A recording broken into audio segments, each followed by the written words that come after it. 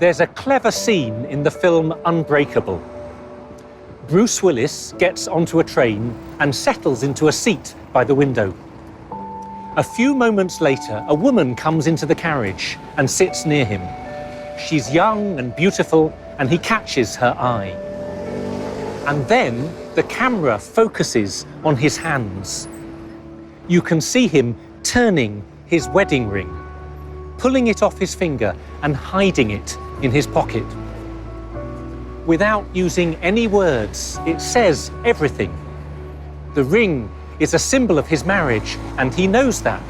And he knows that others will know that too, which is why he wants to conceal it.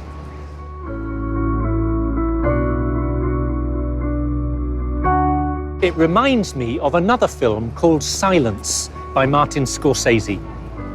This tells the true story of Christianity in 17th century Japan. The Japanese Christians would often keep a religious picture in their homes, perhaps an image of Jesus on the cross or of the Virgin Mary. When the government started to persecute Christianity, they needed a way of identifying those people who were Christian.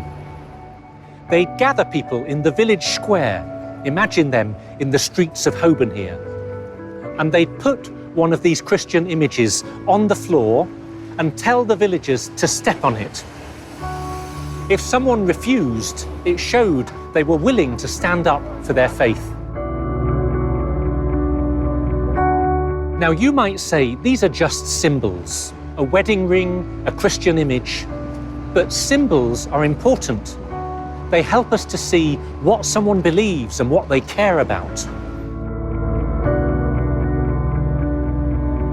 One of the most important symbols of Christian faith is the Creed.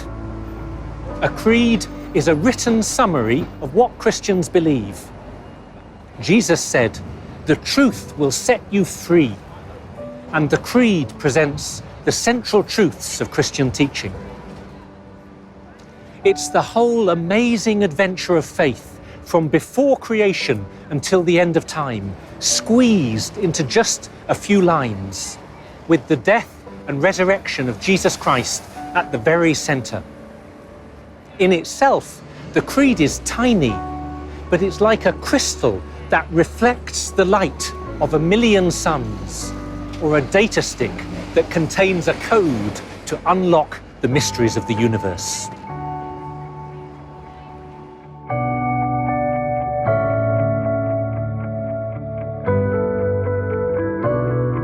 There are different versions of the Creed.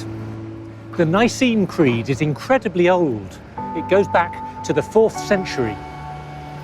I went to an exhibition at the British Museum where they had an ancient copy of this text.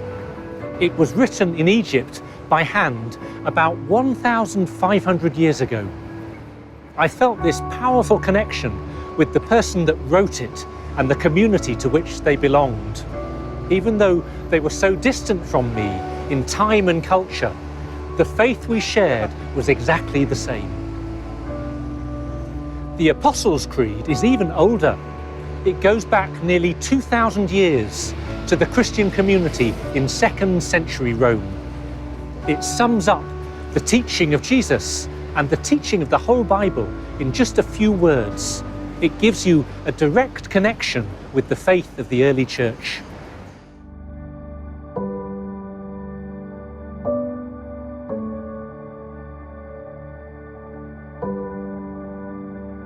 I work with university students in central London.